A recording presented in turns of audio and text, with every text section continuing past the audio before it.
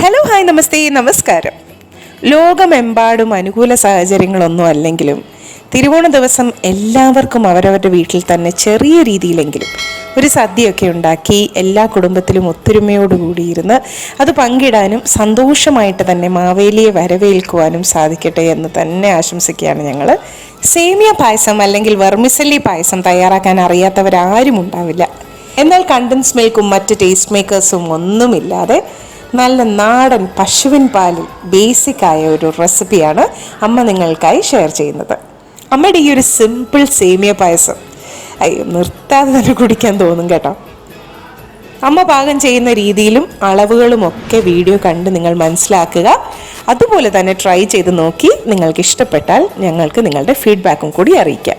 ഒപ്പം തന്നെ എപ്പോഴും പറയാറുള്ളത് പോലെ ചാനൽ സബ്സ്ക്രൈബ് ചെയ്യാൻ മറക്കരുത്, സൈഡിൽ കാണുന്ന ബെല്ലൈക്കൺ കൂടി. അപ്പോൾ എല്ലാവർക്കും വൺസ് അഗൈൻ ഒരു വളരെ വളരെ ഹാപ്പി ആയിട്ടുള്ള ഒരു ഓണം തന്നെ ആശംസിക്കുന്നു. അമ്മയുടെ എല്ലാ ഓണസദ്യ റെസിപ്പീസും കാണണം. ഇപ്പോൾ തന്നെ നമ്മുടെ സേമിയ പായസം റെസിപ്പിയിലേക്ക് കടക്കാം. ഇതുപോലെ 300 ml ഗ്ലാസ്സിൽ ഒരു ഗ്ലാസ് സേമിയാണ് എടുത്തിട്ടുള്ളത്.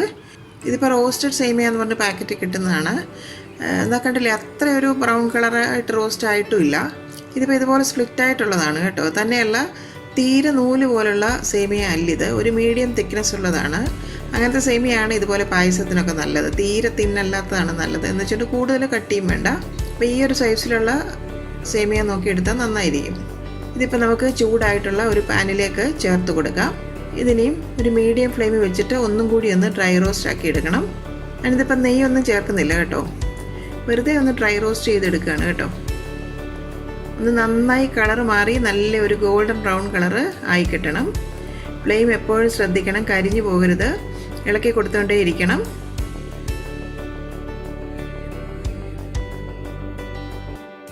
ഇതിപ്പോൾ ഒരു 5 മിനിറ്റ് ഒന്ന് ഡ്രൈ റോസ്റ്റ് ചെയ്തെടുത്തിട്ടുണ്ട്.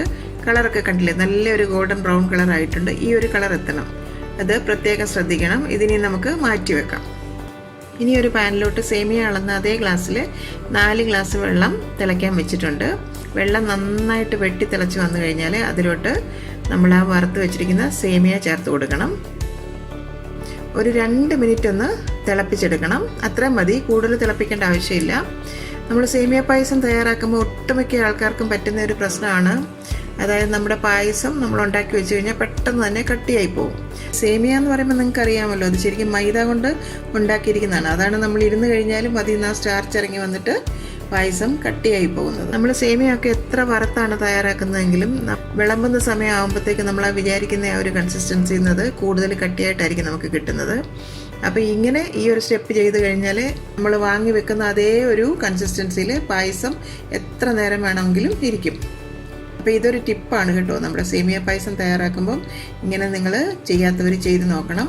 അടപ്രഥമനൊക്കെ തയ്യാറാക്കുമ്പം ചെയ്യാറില്ലേ, അതുപോലെ 2 മിനിറ്റ് മതി കേട്ടോ. ഇതിനി നമുക്ക് ഒരു സീവി കൂടി ഒന്ന് ഡ്രെയിൻ ചെയ്തെടുക്കാം. വെള്ളം നന്നായിട്ട് ഡ്രെയിൻ ആകണം. ഇതുപോലെ കോരി മാറ്റി ഒരു പ്ലേറ്റിലേക്ക് നമുക്ക് വെക്കാം. ഇനി ഒരു പാനിലേക്ക് 1 ടീസ്പൂൺ നെയ്യ് ഒന്ന് ചേർത്ത് കൊടുക്കാം. അണ്ടിപ്പരിപ്പും കിസ്മിസും ഒക്കെ ഒന്ന് വറുത്തെടുക്കണം. ഒരു 8-10 കാഷ്യൂനട്ട് ഇതുപോലെ സ്പ്ലിറ്റ് ആയത് ചേർത്ത് കൊടുക്കാം. ചെറിയ തീയിൽ വെച്ച് വറുത്തെടുക്കണം. കളർ ഒന്ന് മാറി തുടങ്ങിക്കഴിഞ്ഞാൽ അതിലോട്ട് ഒരു 8-10 കിസ്മിസും കൂടി ചേർത്ത് കൊടുക്കാം. കിസ്മിസ് ഒന്നും കൂടുതൽ വേണ്ട കേട്ടോ, അപ്പോൾ ഒരു പുളിപ്പാകും പായസത്തിന്. കാഷ്യൂനട്ട് ഇച്ചിരി കൂടിയാലും കുഴപ്പമില്ല. അപ്പോൾ കിസ്മിസും ഒന്ന് പഫായി വന്നു കഴിഞ്ഞാൽ ഇത് നമുക്ക് കോരി മാറ്റി വെക്കാം. പായസം തയ്യാറാക്കാനായിട്ട് ഞാനൊരു ഉരുളിയാണ് എടുത്തിരിക്കുന്നത്. 2 ടീസ്പൂൺ നെയ്യ് ചേർത്ത് കൊടുക്കാം. അതിലോട്ട് സേമിയ ഒന്ന് ചേർത്ത് കൊടുക്കാം. ആ നെയ്യിലിട്ട് ഒന്ന് വരട്ടിയെടുക്കണം. ഒരു 5 മിനിറ്റ് നന്നായിട്ടൊന്ന് ചെറിയ തീ വെച്ച് വരട്ടിയെടുക്കാം. ആ സേമിയയിലേക്ക് ആ നെയ്യൊക്കെ ഒന്ന് പിടിച്ചു വരണം. അപ്പോൾ നല്ലൊരു സ്വാദ് തന്നെ ആയിരിക്കും.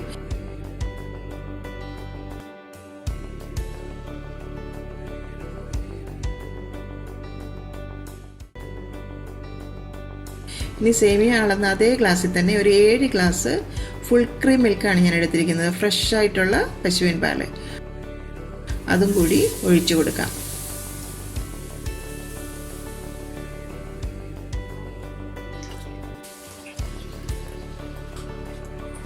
ഇനി പാല് നന്നായിട്ട് തന്നെ തിളച്ച് വരട്ടെ.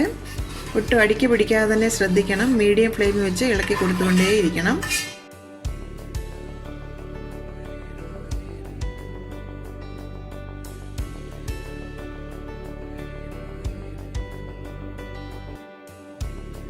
ഇതിപ്പോൾ ഒരു 7 മിനിറ്റ് ആയിട്ടുണ്ട്. കണ്ടില്ലേ, സേമിയൊക്കെ നന്നായി വെന്ത് വന്നു. സേമിയൊക്കെ വെന്തെന്ന് ഉറപ്പ് വരുത്തിയതിന് ശേഷം വേണം നമ്മൾ അതിലേക്ക് പഞ്ചസാര ചേർത്ത് കൊടുക്കാൻ. മധുരം ചേർത്ത് കഴിഞ്ഞാൽ പിന്നെ സേമിയ വേവാൻ ബുദ്ധിമുട്ടാകും കേട്ടോ. 10 ടേബിൾ സ്പൂൺ പഞ്ചസാരയാണ് മധുരത്തിനായിട്ട് ചേർത്ത് കൊടുക്കുന്നത്.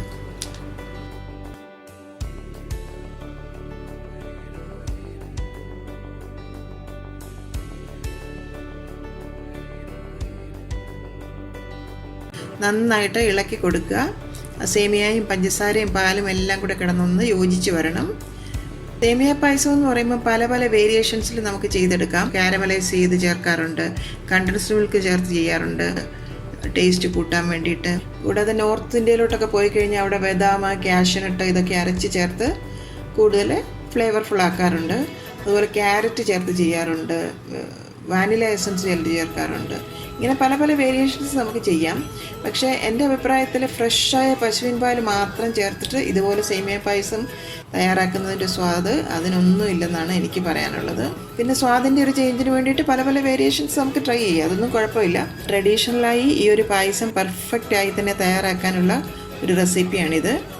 അപ്പോൾ ഇതുപോലെ ഒരു ട്രഡീഷണൽ പായസമല്ലേ നമ്മൾ പണ്ട് മുതലൊക്കെ കഴിച്ചു പോകുന്നത്. അപ്പോൾ ഇതുപോലെ ഒരു പായസം നിങ്ങളൊന്ന് തയ്യാറാക്കി നോക്കൂ, ഇതിൻ്റെ സ്വാദ് എന്താണെന്ന്. ഇനി ഒരു 10 മിനിറ്റും കൂടി ആ പായസം ഒന്ന് തിളച്ച് വരണം.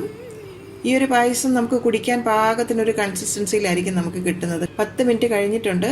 നല്ല കറക്റ്റ് ഒരു പരുവമായി, കണ്ടില്ലേ? അധികം ലൂസുമല്ല, എന്നാൽ അധികം അങ്ങ് തിക്കായിട്ടുമില്ല. ഇതായിരിക്കണം പായസത്തിൻ്റെ ഒരു പരുവം.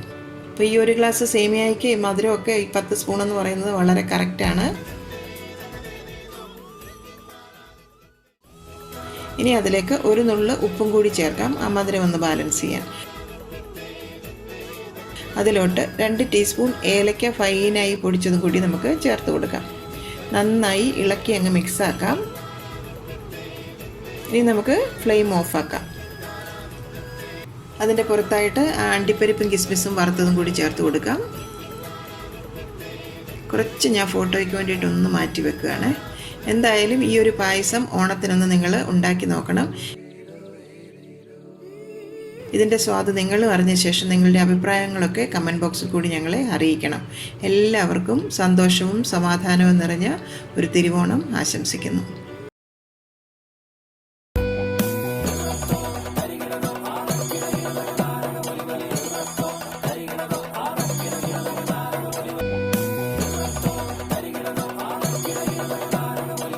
കറി വിത്ത് അമ്മയിലെ അമ്മയുടെ ഇന്നത്തെ റെസിപ്പി നിങ്ങൾക്ക് ഇഷ്ടമായെന്ന് ഞങ്ങൾ പ്രതീക്ഷിക്കുന്നു. നിങ്ങളിൽ ഒരുപാട് പേര് ഈ റെസിപ്പീസ് എല്ലാം ട്രൈ ചെയ്ത് നോക്കി സക്സസ് ആയി എന്നറിയുന്നതിൽ ഞങ്ങൾക്ക് വളരെയധികം സന്തോഷം. നിങ്ങൾ ആഗ്രഹിക്കുന്ന ഏതെങ്കിലും റെസിപ്പി അമ്മ വഴി കാണാൻ നിങ്ങൾക്ക് താല്പര്യമുണ്ടെങ്കിൽ ഞങ്ങളെ തീർച്ചയായും ഫീഡ്ബാക്സ് വഴി അറിയിക്കണം. ഞങ്ങൾ അത് ഞങ്ങളുടെ റെസിപ്പീസിൽ ഇൻക്ലൂഡ് ചെയ്യുന്നതായിരിക്കും. കറി വിത്ത് അമ്മ ഇതുവരെ സബ്സ്ക്രൈബ് ചെയ്യാത്തവരായ ആരെങ്കിലും ഉണ്ടെങ്കിൽ തീർച്ചയായും സബ്സ്ക്രൈബ് ചെയ്യണം. ഞങ്ങളുടെ റെസിപ്പീസ് ട്രൈ ചെയ്ത് നോക്കി നിങ്ങൾക്ക് ഇഷ്ടമാവുകയാണെങ്കിൽ തീർച്ചയായും വീഡിയോസ് ലൈക്ക് ചെയ്ത് ഷെയർ ചെയ്ത് ഞങ്ങളെ സപ്പോർട്ട് ചെയ്യണം. തുടർന്നും നിങ്ങളുടെ സപ്പോർട്ട് ഞങ്ങൾ പ്രതീക്ഷിക്കുന്നു. വീണ്ടും മറ്റൊരു റെസിപ്പിയുമായി വരുന്നവരെ നന്ദി. Good bye.